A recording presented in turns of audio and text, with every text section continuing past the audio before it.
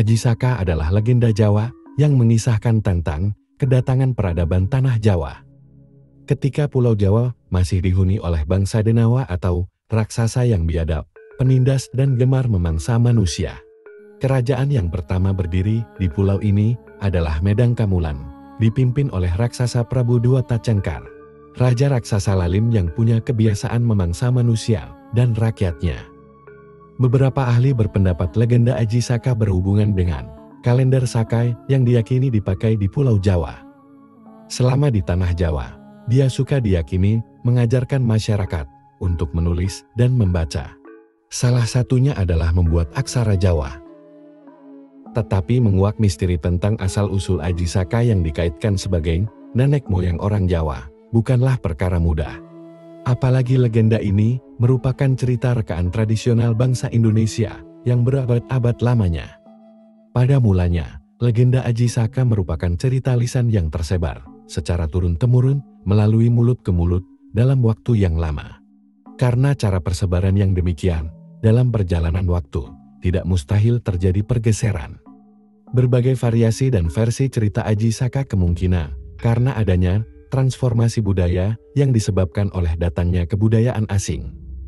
Setelah percetakan hadir di Hindia Belanda pada zaman Gubernur Jenderal Herman Willem Daendels pada tahun-tahun 1806 sampai tahun 1811, mulai terjadi transformasi budaya dari tulis tangan ke cetak. Sejak itu, banyak karya sastra lama dan baru serta saduran diterbitkan. Di antara karya sastra lama yang diterbitkan adalah Serat Manikmayang, karya Kartamusadar yang antara lain berisi cerita Aji Saka.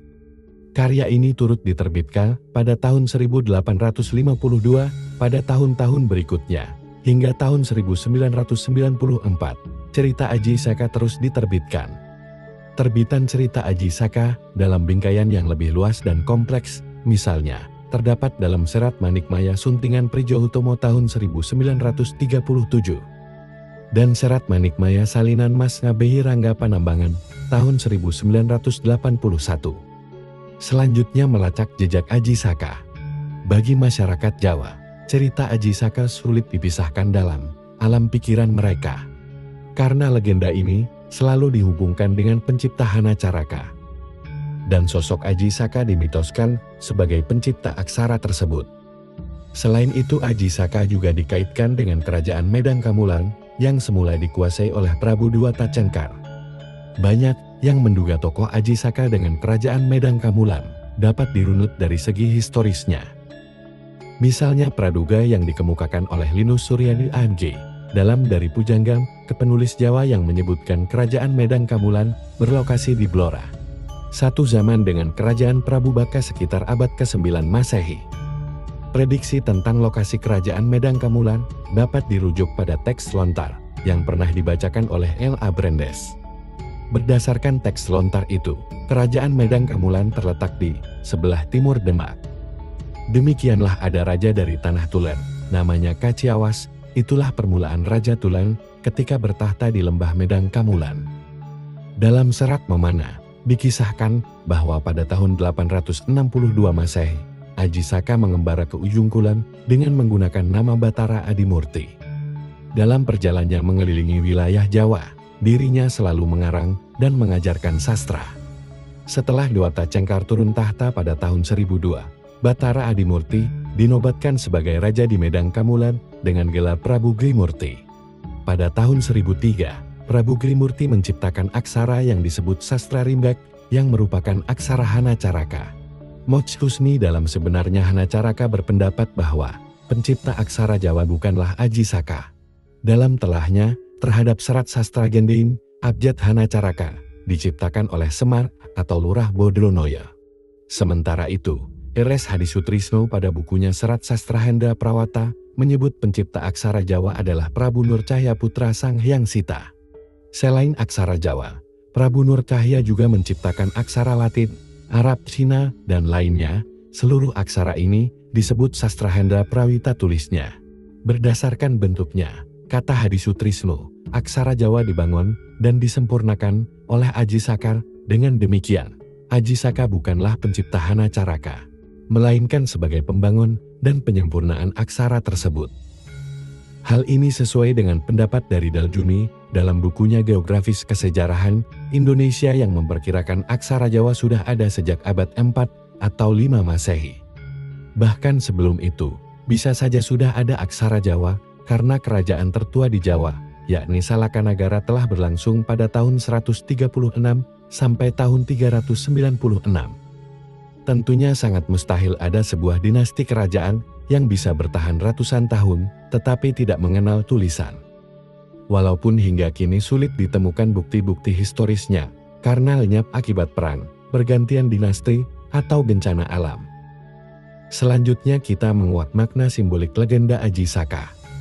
Selain berbagai praduga dan pendapat yang telah disebutkan, ada pendapat yang mengatakan bahwa legenda Aji Saka merupakan simbol misi kebudayaan asing ke Pulau Jawa atau Nusantara. Misalnya kisah Aji Saka ke Pulau Jawa merupakan simbol datangnya misi kebudayaan India Hindu-Buddha di Nusantara. Sedangkan Aji Saka yang berhasil mengalahkan, kemudian menggantikan Dewata Cengkar, merupakan simbol keberhasilan misi kebudayaan India membumi di Nusantara. Sehingga penduduknya yang sebelumnya masih terbelakang, dapat melek huruf atau membaca dan menulis dengan diciptakannya Hanacaraka. Tulis Slamet Riyadi dalam buku Makna Simbolik Legenda Aji Saka. Sementara itu dugaan bahwa Aji Saka merupakan imigran tidak terlepas dari datangnya orang-orang India ke Pulau Jawa secara berangsur-angsur. Mereka memperkenalkan aksara India yakni aksara Pallawa pada masyarakat pribumi.